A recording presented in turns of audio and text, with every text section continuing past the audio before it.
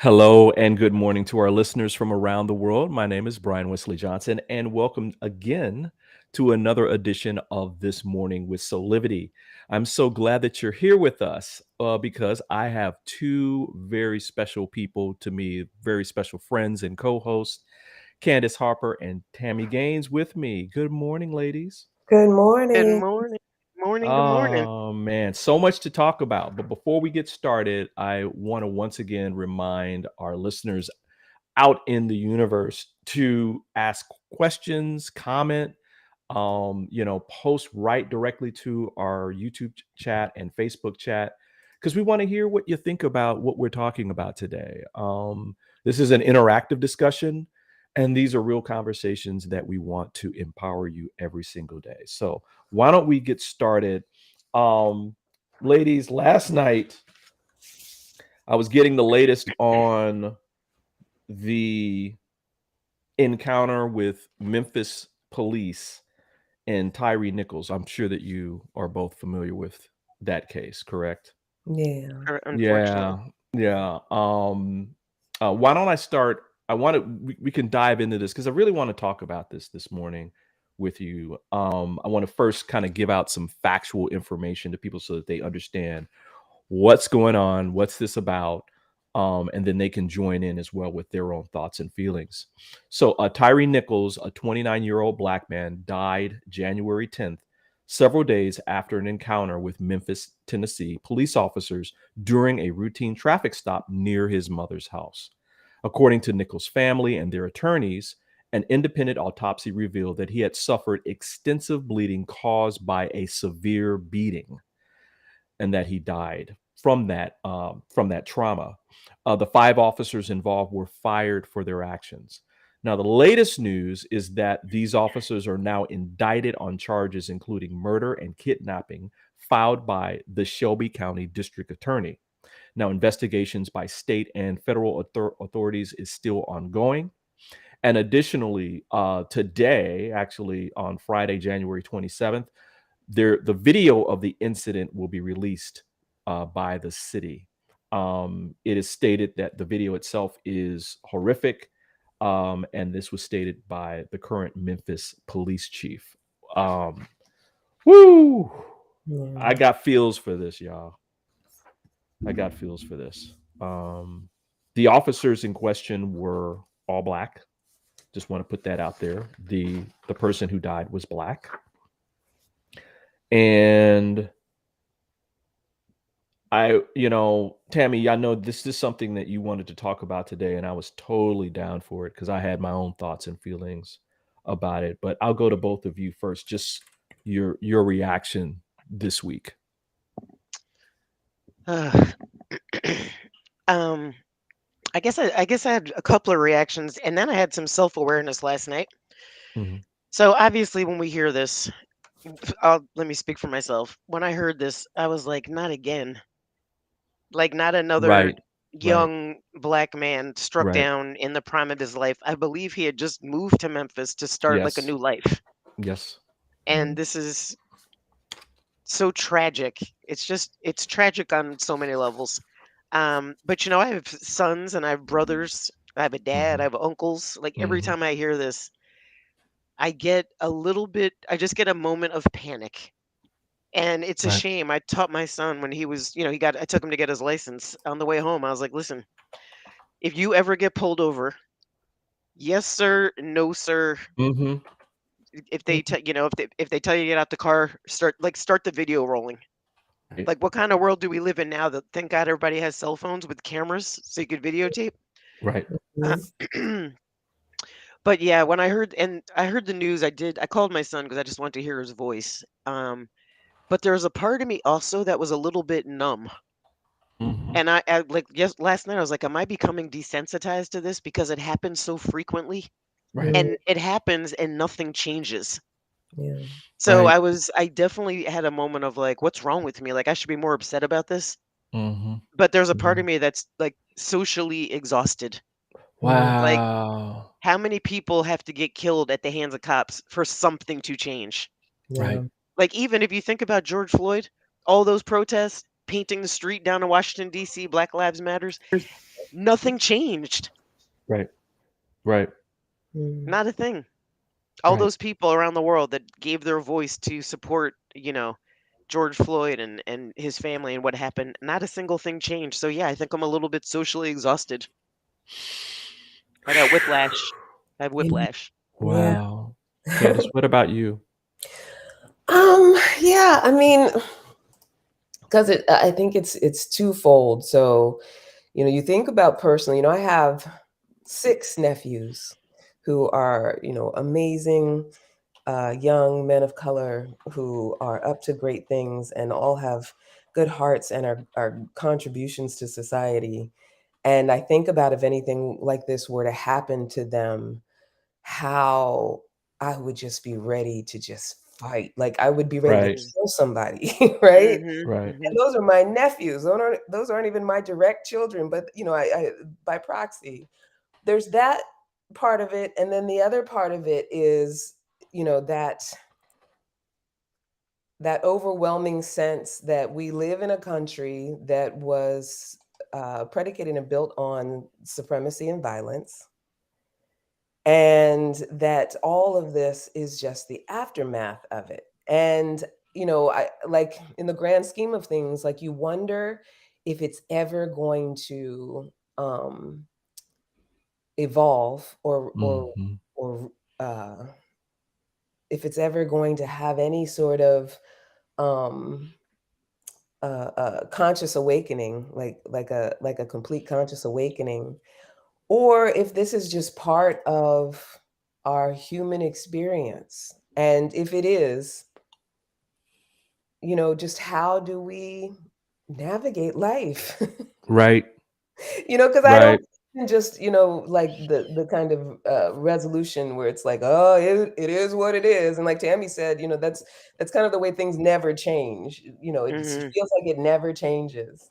Mhm. And so I struggle with this, and I'm such a Pollyanna, I'm such a silver lining girl. So when things like this happen, I struggle with this idea of like, is this just part of the human existence?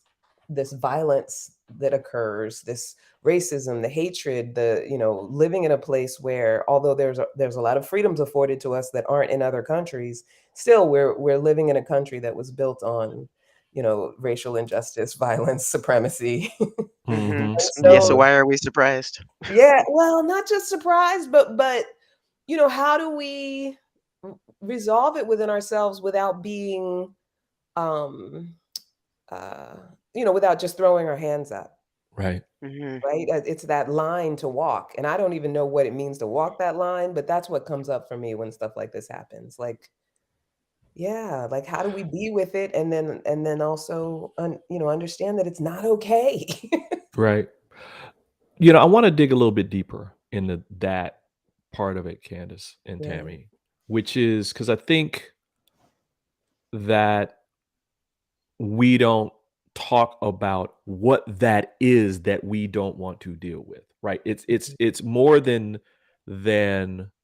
this one incident, right?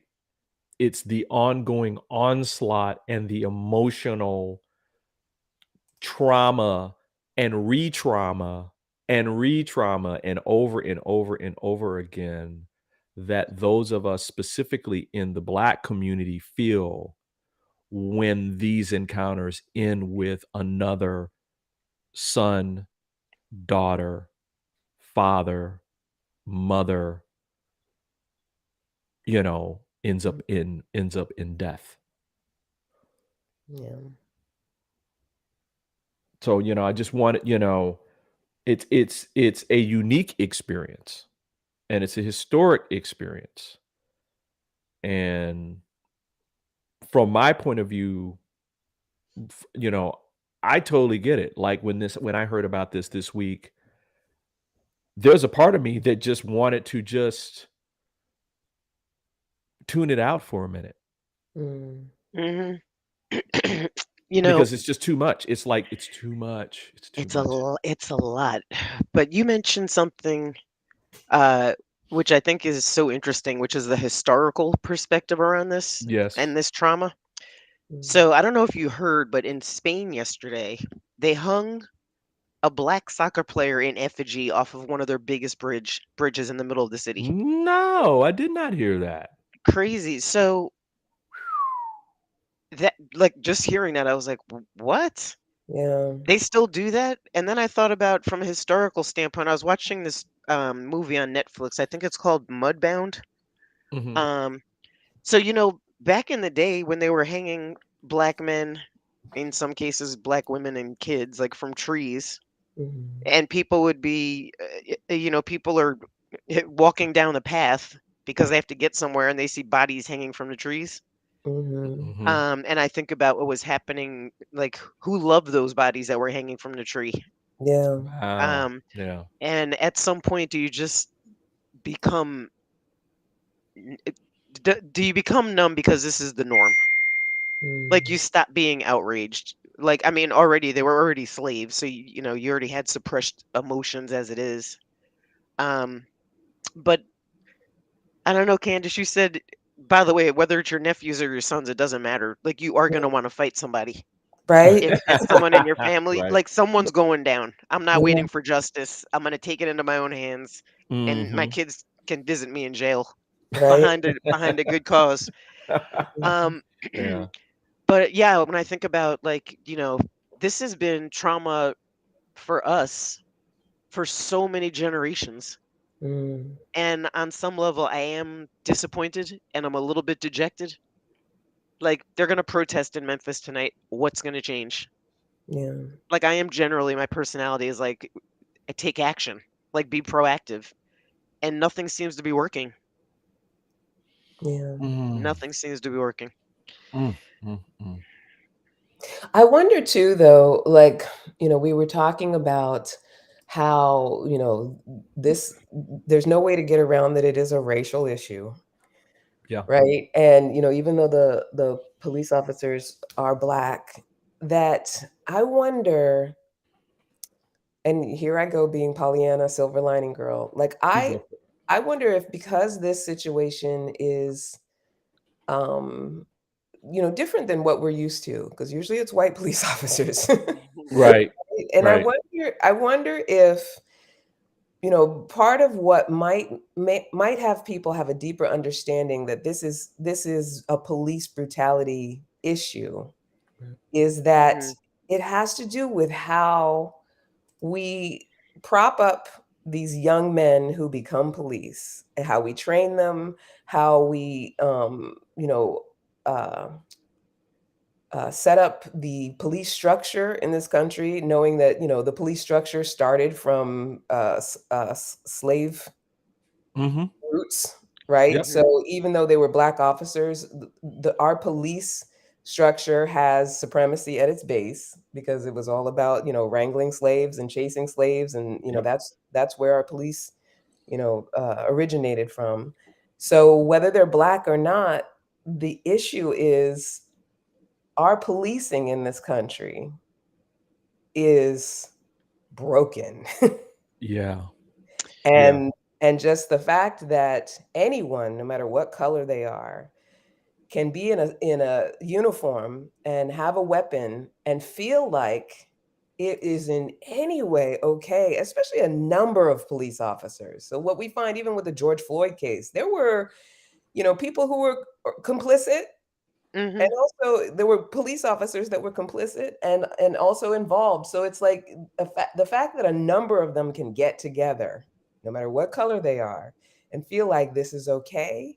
I think that this truly speaks to that it is a police brutality problem first.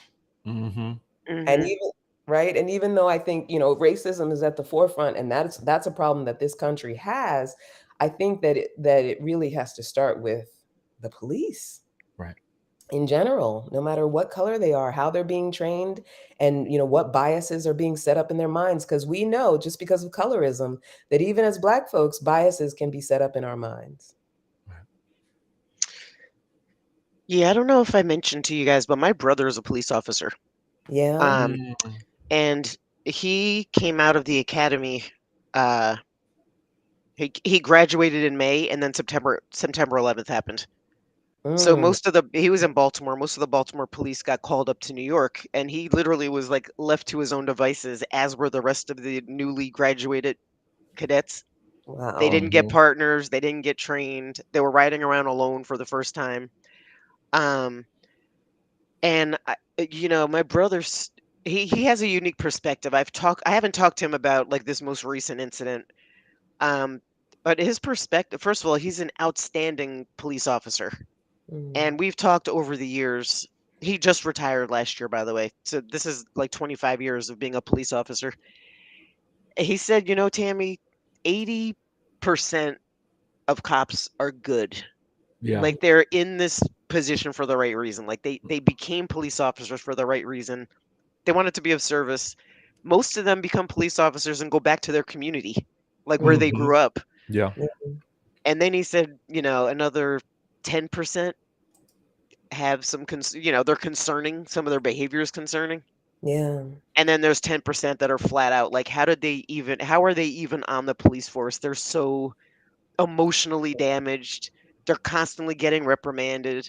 Yeah. Um, so, it's interesting. Like, I heard somebody say yesterday, like, F the police.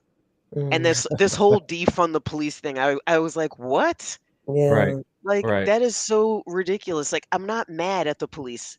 Yeah. Right. They protect us, they honor us. Like my son, I've had to call 911 many times, and they're here and they're present, and what can we do?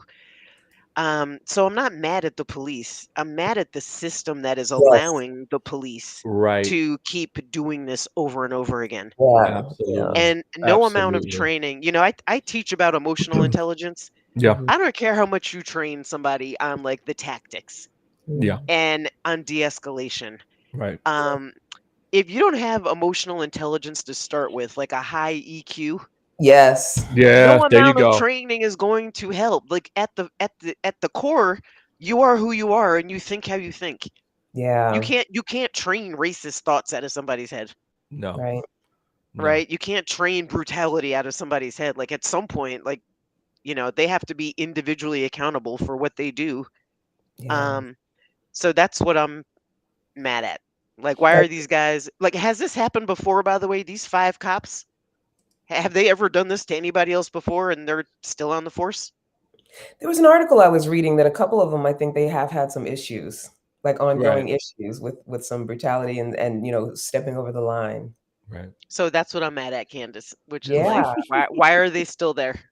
Well, Yeah, I know. I totally agree with that. I hear that. And maybe, we talk about defund the police, but maybe it's fund the police with emotional intelligence training, Yes, fund right? the police. What? yeah. Okay. Like get some training in there that is actually, psychology, intellect, emotion based, so that they Or can work therapy. this How stuff. about just give Yeah. them therapy? Right? Yeah. No, I like absolutely. that.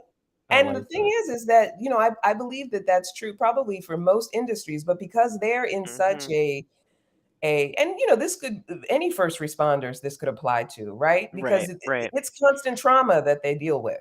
Hmm. It's constant trauma. Like you're getting called at any moment, you're going to see a dead body. At any moment, you're going to meet a rape victim. At any moment, there's going to be a house burning down. Right. So why wouldn't there be a full structure set up for Hmm. their care psychologically and emotionally? Absolutely. Woo! I Maybe we like And just why, solved the problem. I right? know, And why right? is there still stigma around it? Why is there still this thing where, they're a little bit afraid to say that they had to go see a therapist or that they Well, had to, get psychological help? well, Why that's a does that whole. even still exist anywhere, right? Well, that's a I know that. we're I like about to that take a thread. break, but I want to, when we Yeah. come back, Brian, I want to talk about this topic a little bit longer. Yeah, absolutely. Because I Yeah. think we just pulled something that I think we really need to talk more about. So we're going to stay on this topic, everybody. We're going to take a quick, real short break, and we'll be back with more this morning with Soulivity. We'll be back in about 30 seconds this time. Yeah. 6 years ago, when I started Soulivity, my vision was to support everyone in improving their life through the discovery of their passion and purpose, so they could become the best version of themselves, to battle fear and ignorance and create a better world today. Get inspired to live your passion and purpose. Visit Soulivity.com now. And good morning. This is Brian Wesley Johnson, and welcome back to This Morning with Soulivity with my very special friends and co-hosts, Candace Harper and Tammy Gaines. Hey, ladies. Hey. We're talking about the latest incident with police that ended with the death of Tyre Nichols in Memphis, Tennessee. And we're talking about the fact that I think we all kind of agreed that we understand that the majority of police are okay, right? I mean, that they have good intentions, that they're out to serve and protect, and that there are a minority of police officers that continue a history of quote unquote modern policing that has been problematic, to say the least. Yeah. I just want to kind of bring up some quick facts as we move into this next round. So policing in America really started during the colonial period. And again, like most, like even more modern day police systems in cities and states and counties, a lot of these folks were like just off the street. I mean, they were untrained, they were volunteers, they were elected by like the local public, and that there wasn't like this real rigorous selection process, or there could be bias based upon the who was voting for these people to be put in power. And that continued all the way until, even more modern times, 18th and 19th centuries. Candace, you brought about the whole thing around the night watch patrols, where they go out and get slaves and bring them back. The Wild West that a lot of people don't talk about the locally appointed sheriffs and deputies and militias and all that. I mean, all that's part of the history of modern policing. And though some things have gotten better, some things have gotten worse because of the things that we were talking about in the last segment, which is, where's the real emotional and psychological support for the police officers that are serving and protecting us every single day? I mean, they're seeing horrors and stuff that none of us could ever imagine that we would see. And I would also say, where's the more rigorous selection process about who becomes a police officer in a local community? Brian, to just bring some levity to this, immediately what pops into my mind is like Blazing Saddles. Oh, some of these other spoof, it's like, grab your rifles, boys. Right. We're gonna get it. Let's get together and get us a. Yep, exactly. So when I think about the early, militia, the people that like are the foundation of our police force today, it was like, who has a rifle and time? Yeah. Right. Right. But to your to circle back to this conversation around psychological support, there is none. Yeah, exactly. So when I remember when my brother he shot somebody. He I don't know if you guys have seen The Wire, but that was him. Like, he was The Wire. Undercover drug detective, chasing perps across roofs in Baltimore, jumping from building to building. Yeah. And I remember I was home, so I live here in Jersey and he's in Baltimore. I was making dinner and the doorbell rings and it was him. And I was like, "What do you do? Oh my God, what are you doing here?" He's like, "I needed to talk." So he came in and he said, "Look, my man had to drive 3.5 hours to talk to someone he trusted that he could like let these feelings go." And he said like he had just shot his first perp. Like, listen, y'all, you know me. I'm not a trained therapist. Right. I don't have any formal training. I'm not a police officer. I'm assuming like they have, people that specialize in like what they see.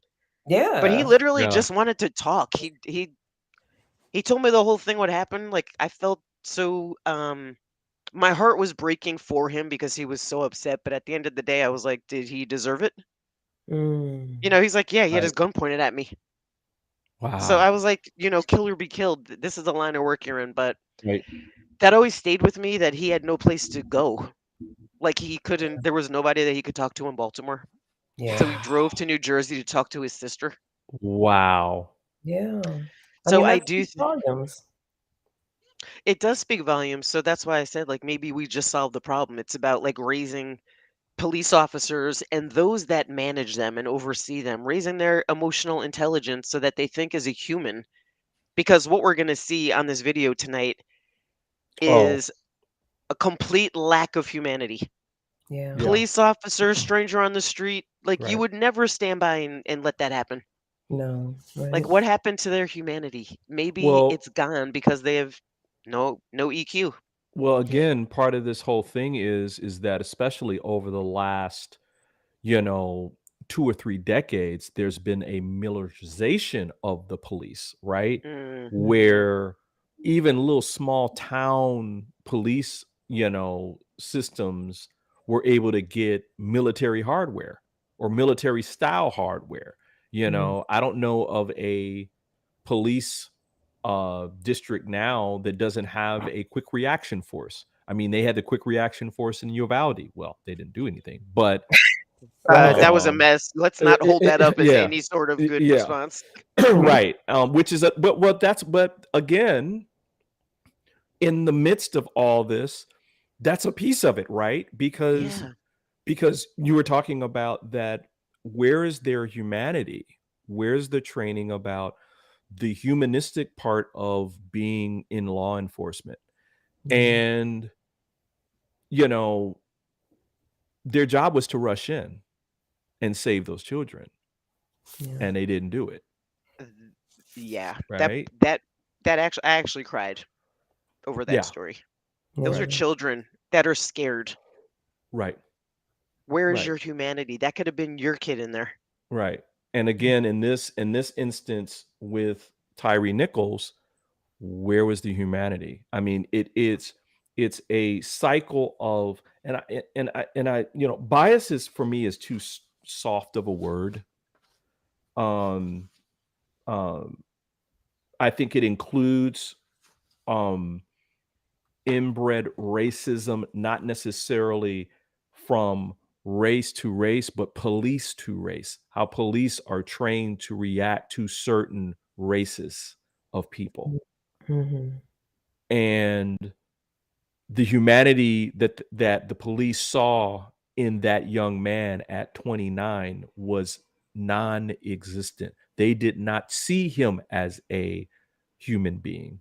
They only saw him as a threat that needed to be beat and exterminated. Mm.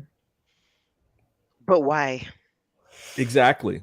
Yeah. Um, Exactly. Well, I mean, it definitely goes back, not to interrupt you, Tammy, it definitely goes back to, when we can't, I'm a big believer in how do you mitigate even just the smallest of conflicts or issues with other people? It's like, that willingness to be able to see, God, universe, life energy, love energy, whatever you want to call it, a source of love, a higher power within another person. Like to be able to value another person when you look at them, it has to start with yourself. It has to come from within. And, Tammy, you said the thing about the Uvalde cops uh, lacking humanity and not being able to go in and save children.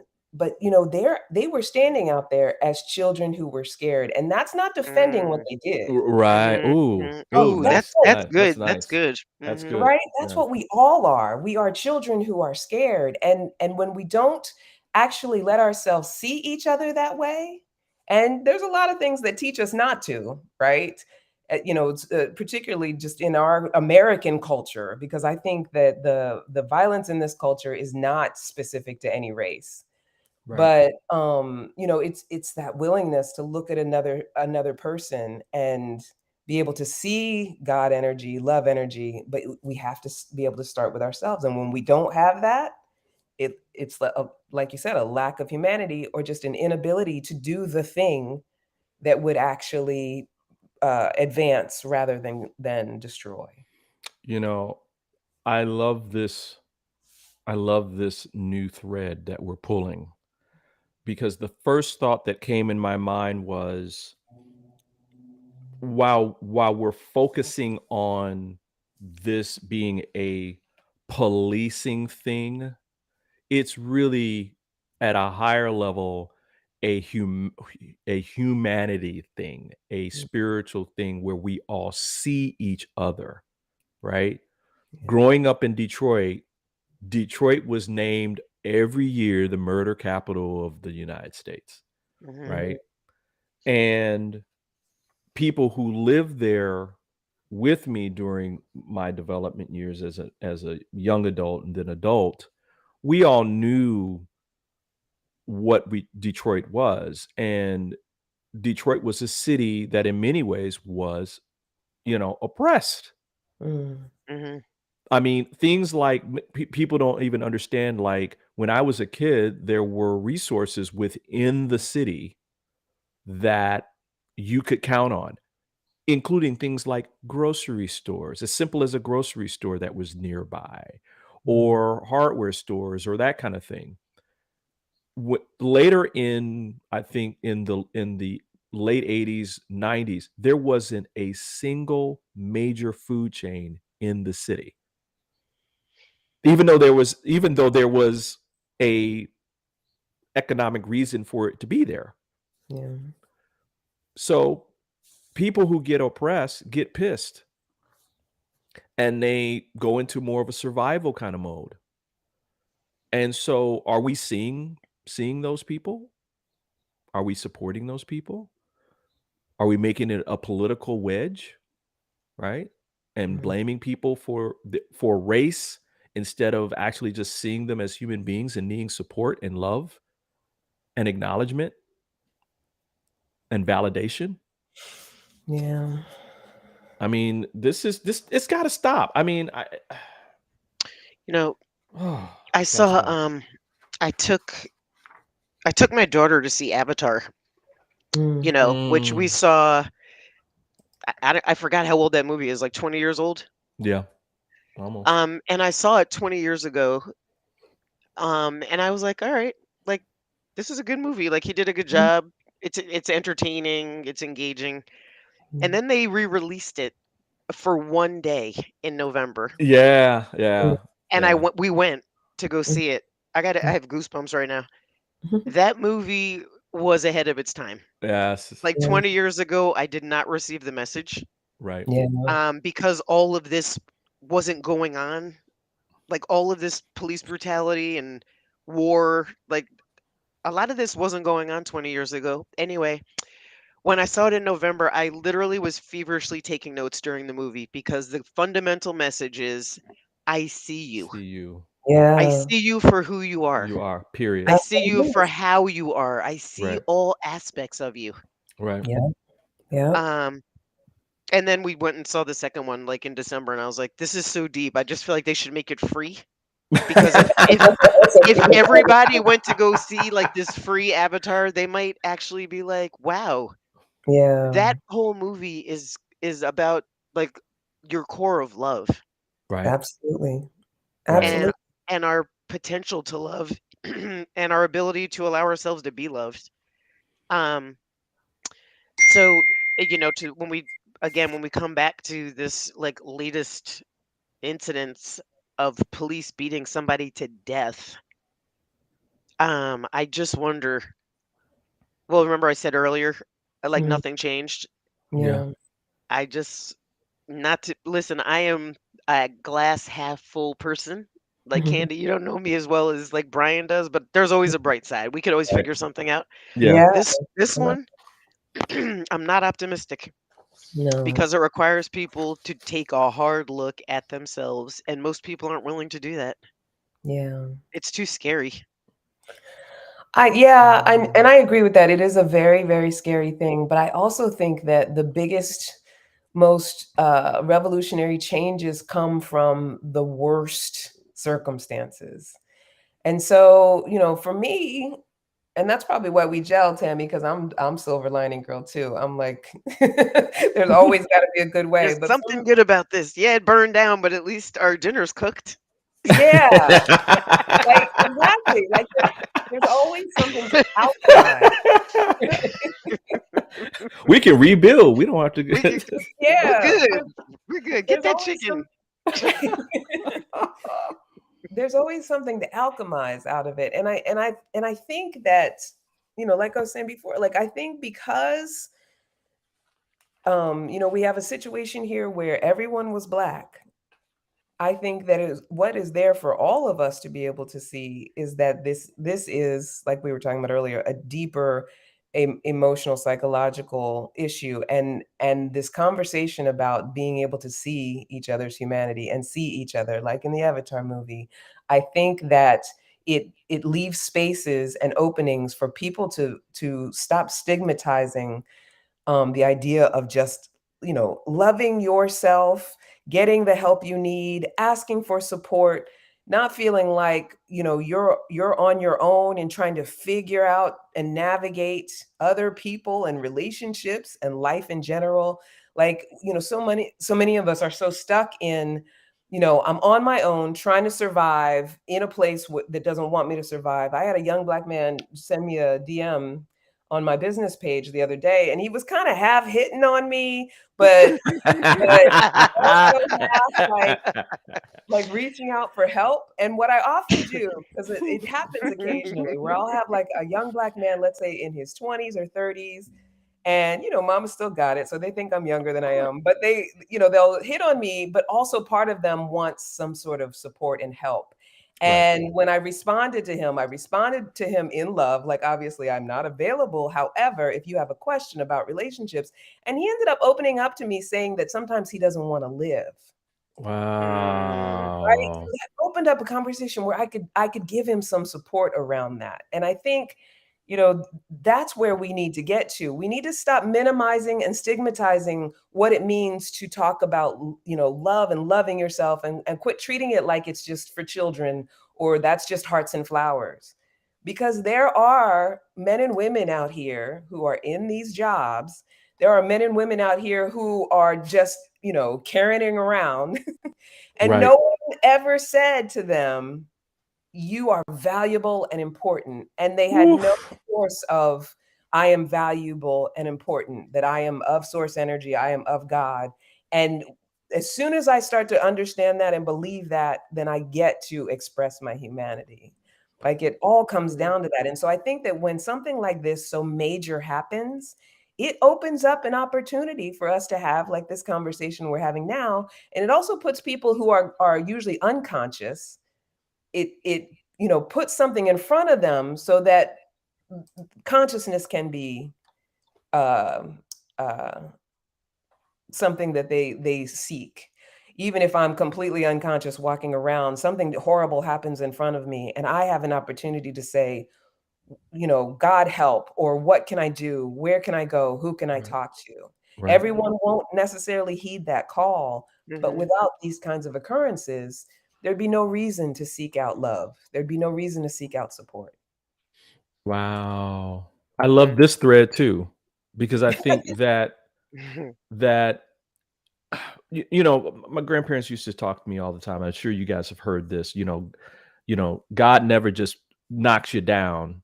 Yeah. He says a little whisper, and then he taps you on the shoulder, and then he, gets a little louder, and then he shakes you a little bit, and then he knocks you down, right? Yeah. And I think that our country specifically has been, you know, wanting to move in a certain direction where those things become the norm that you were talking about, Candace, where we see each other, Mm. where this whole machismo, masculine individualism of Survival. survival, that you can't, you're not worth it unless you show that you've done it on your own, which is a complete myth, by the way. Nobody ever does it alone. Right. Yep. Um that if you don't do that, you're worthless, Yeah. right? And that you're weak, right? And that has to change. That literally has to change. And I think you're right. I think that this is what this is all about. Listen, we're going to take a quick break.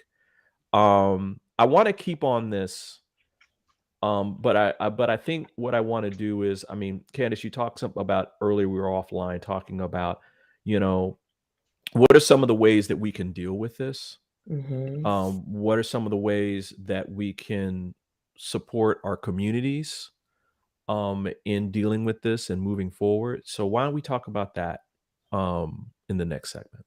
Yeah. Sounds good. Yeah. So we'll be right back in about 60 seconds, everybody.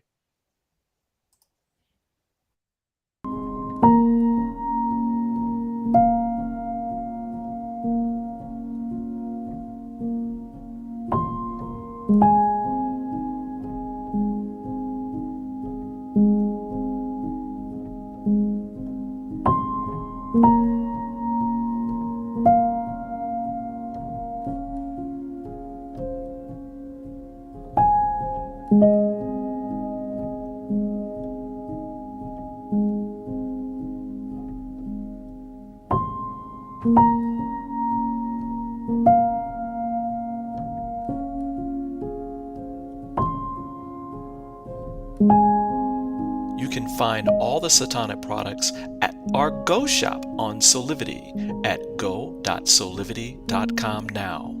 Shop for beauty products, skincare, hair care. It is all there at the Go shop.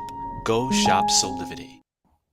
Hey, we want to remind you that coming up at 12 noon today is another great episode with Soulivity TV host D'Angelo Thompson with Gratitude is a Journey. And this week he is joined by hair and makeup phenomenal makeup artist Angela Lynn Ware. I cannot wait for this. Watch Gratitude is a Journey every Friday at 12 noon with the replay at 7 p.m. You can join D'Angelo as he explores the unseen and seen blessings of gratitude every week. Yay, D'Angelo. He's awesome. Yeah. He's so talented. Oh my God. And he makes it look so easy too. Right? Yeah. Yeah, he and I actually met working together, Tammy. We worked on the Wendy Williams show. Are you serious? Yeah, I was the art director and he was the makeup artist, and we just gelled right away. I love him. Oh, that's amazing. Where's I can't wait to meet everybody in person. Right. I hope we can figure that out. So everybody, we were talking about the tragedy of Tyre Nichols in Memphis, and we all had our feelings about it. I think the feelings ranged from rage to depression to shock, anxiety. I mean, when these things happen, I think people across the spectrum, specifically in the Black community, but I also think across America, because it's on national news, right? And international news. I was watching BBC yesterday, and they were covering this story. Yeah.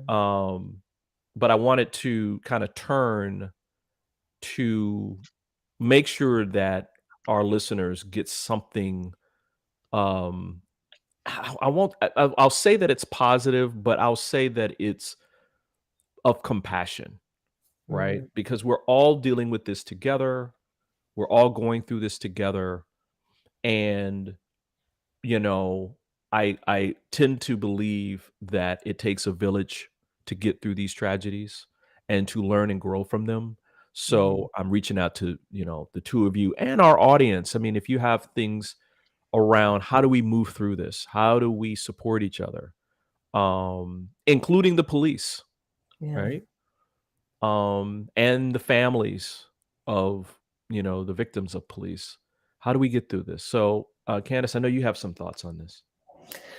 Well, I mean, I definitely, we talked a little bit like, the how to, right? So what comes to mind first is, just thinking in terms of, I think Tammy mentioned earlier about, 20 years ago, these things weren't going on. And I think that what it really is that 20 years ago, so much of this wasn't in our consciousness because we have the internet, right? So we have Right. access Mm-hmm. to so much more information, constant information, whether it Body be, cams. Mm-hmm. yeah, body cams, and everybody's got a camera, and we just see so much more than we ever have before, right? So when we think in terms of like, as a person who is personally removed, even though as a human I have the human connection of being able to watch it and empathize and feel and emote, someone who's not directly affected, I think the way to sort of manage what we're experiencing, because it is a trauma, even if you're not directly affected, just watching other humans go through this kind of pain, is first, when it comes to the doomsday scroll and all of the information, I think the concept is minimize consumption, maximize contribution, meaning that you want to, yes, know what's going on in the world. You want to have a sense of what's happening around you, but the idea is to put way more of our focus and energy into how do I contribute to something that works, rather than continually consuming something that doesn't work, because it doesn't Amen. work for people to be out there getting beat to death. That does not work, Amen. Amen. right? And the way to start with that is to always go back to the self. Like, am I generating love for self? Am I doing the things that need to be done in order to care for myself so that I can be healthy enough to care for others? And I know it's the old adage of the oxygen mask, but whether it's my own children in my house, my partners, my spouse, my family, in my direct community, my closest friends, am I generating enough for myself that I can then take care of others? Because it all starts with each of us individually making that choice to understand our value so that we can then value others. Mm. Mm. Hmm. And so I want to once again thank you for joining in to This Morning with Something. Because we can just drop the mic on that one. Yeah, you know what? I didn't say a word. I was like, I can't follow. The show is over. Thanks so much. There's no following that. That was I know, definitely a right? mic drop. Like, It was definitely a mic yeah, drop. what she said. Yeah, what Tammy goes, happened ditto. was, yeah, exactly. I was definitely like, yep, what she said. What she said. All on the That's same good. page. Y'all would have said the same thing. Go ahead, Tammy. I just, Yeah. Well, obviously, there's no following that. Like, that was a mic drop. yeah. I can just like I'll share a personal experience. I asked my daughter last night, my 16-year-old, did you hear about what happened? And she said, yes. And I said, how do you feel about it?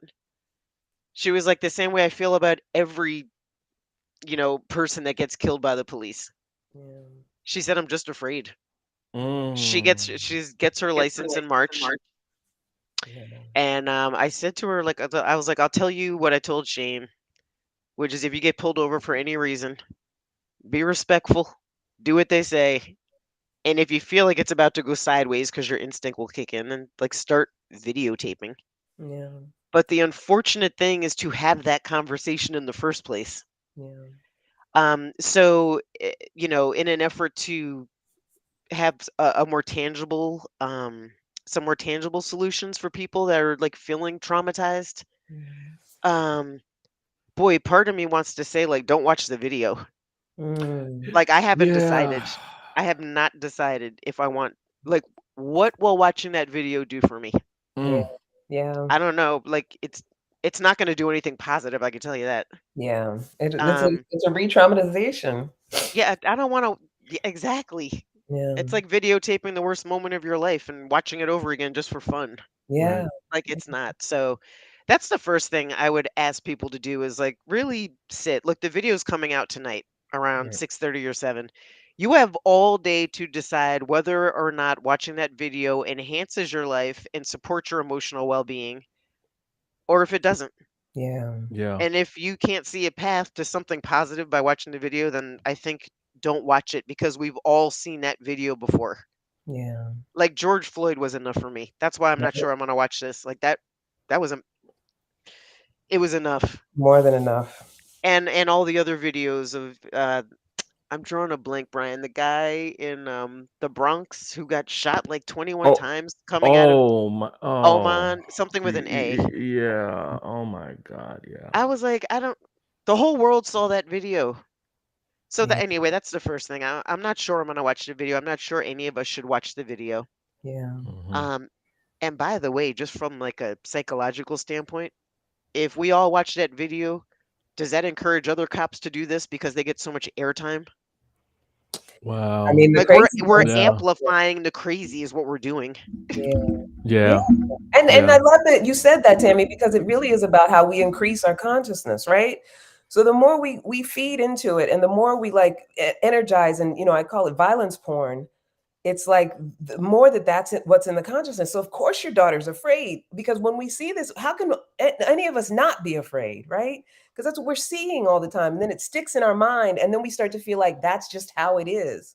But in the grand Right. scheme of life, that's not just how it is, but the fact that these things are happening, that's what we don't want to be happening. But that doesn't mean that, 99% of the time that's what's happening. 90, whatever the percentage is, what's normally happening is people get pulled over, they get a ticket or they don't. But if we're in the consciousness of I'm afraid, I'm afraid, I'm afraid, I'm afraid, it's like, what we fear manifests. Absolutely. Yeah. Absolutely. So it's I so think the other piece, Candace, which is important, is talking about it. yeah. Yeah. Like letting your feelings air out, because I think a lot of people aren't talking about this, which is interesting. We're talking about it today. It I was when talked I about went it to with Mhm. I was just gonna say, when I went to look it up, it was way down on the Yeah, it's kind of doesn't that speak volumes? It's buried. It's not the lead story. Like yeah, sending tanks to Ukraine is the lead story. And yeah, oh, by Right. the way, another black guy got beat down by cops and died. yeah. Right. So I just think, um, I guess the second thing is like decide if you're gonna watch a video. The second thing is find a way to talk about it so you're not carrying that around with you, Yeah, whatever that is. yeah. As I'm listening to both of you, and thank you for the words and thoughts that you're talking about, because I completely concur with both of you. I'm just remembering my parents' practice and what they would tell people about their mental and emotional health. And that is, it is up to you to get the support that you need. Mm, And that's being courageous and bold. And that if you don't take care of yourself, nobody will.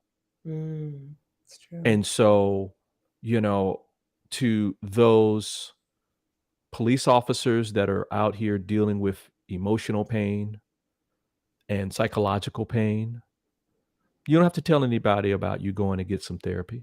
Just go get the therapy that you need. Mm, It's Um, so hard though, Brian, for those yeah. guys. yeah. It is not like you or I making a therapy But session. no, believe me. I mean, I resemble that remark. I mean, luckily I had a Stigma. support system that said, it's okay, that it's okay for you to do this, and that you can do it in private. You don't even need to tell us that you're doing it, but just go do it.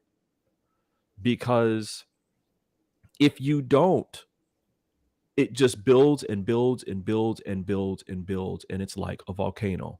Where at some point that emotion is going to erupt in whatever, and you have no idea what's going to happen. It can be violent, it can be down into depression, it could be, It could be numbness, by the yeah, way. It could just be numbness. numb. It could create an addiction. You do not know, but handle that and understand that it is okay to do so. That it's okay to do so. And that you can start at any given moment. But the main thing is that you get the support and you love yourself that deeply enough that you can grow and come out of that, and that the grass is definitely greener on the other side. And so that's what I was kind of thinking about, that I think that especially men aren't taught to get support. They're taught to figure it out, right? And they're not taught to ask. They're not taught to, deal with their emotions. They're not taught any of this stuff. And I'm not saying that this is an excuse, but it's just the truth. And we've got to get out of what I think a lot of people call, toxic masculinity, because it can lead to things like what happened with Tyre Nichols, and that is people not seeing each other, and that it ends in this kind of experience. Tragedy. And tragedy. It's just, Yeah. So it's got to end. So I just want to say that people, listen, get the support that you need, get the help that you need. I think it's part of just being a human being, and at a deeper level, it's also being part of just being a conscious creator of your life.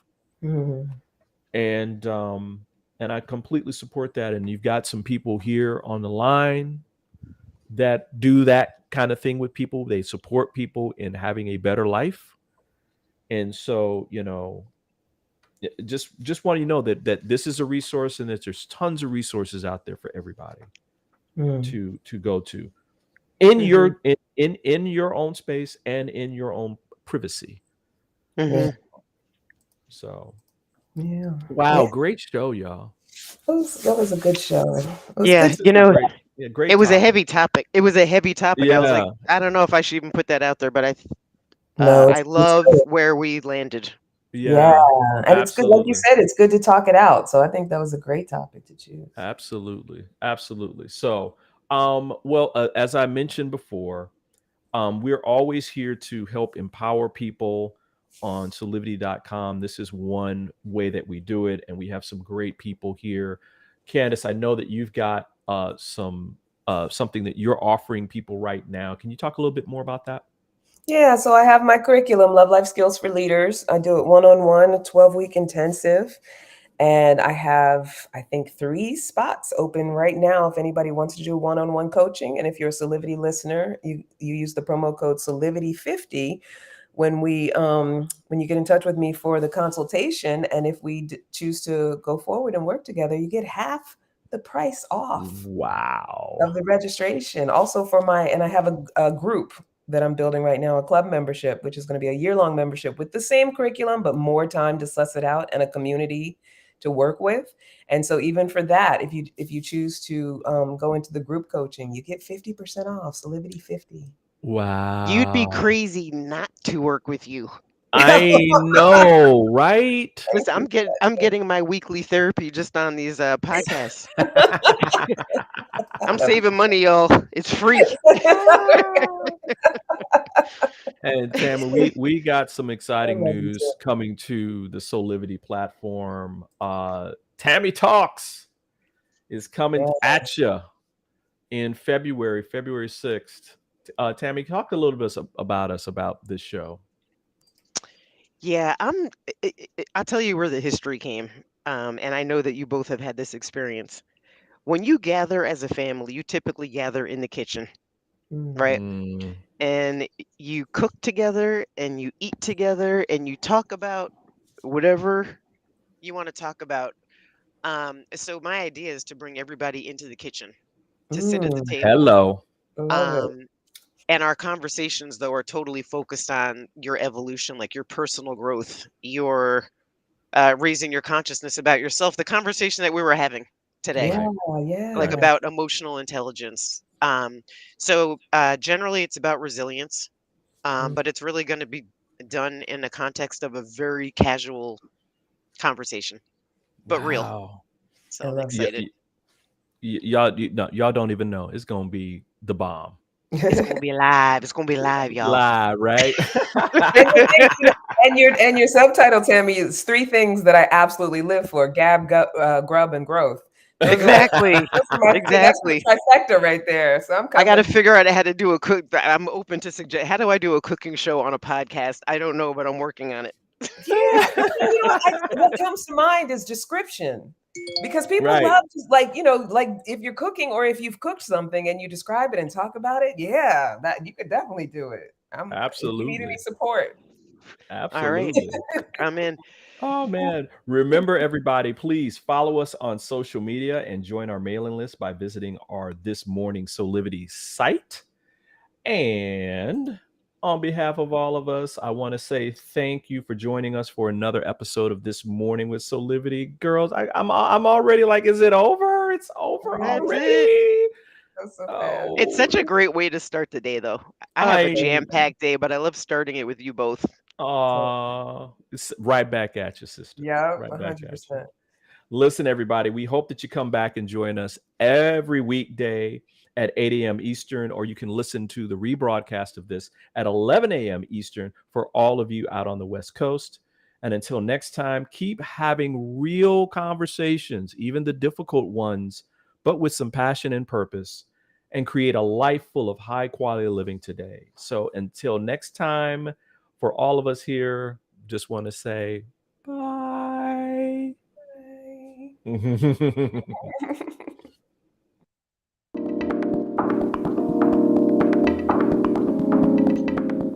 This work is subject to copyright owned by Affinity Global LLC. Any reproduction or republication of all or part of this is expressly prohibited unless Affinity Global LLC has explicitly granted its prior written consent. All other rights reserved.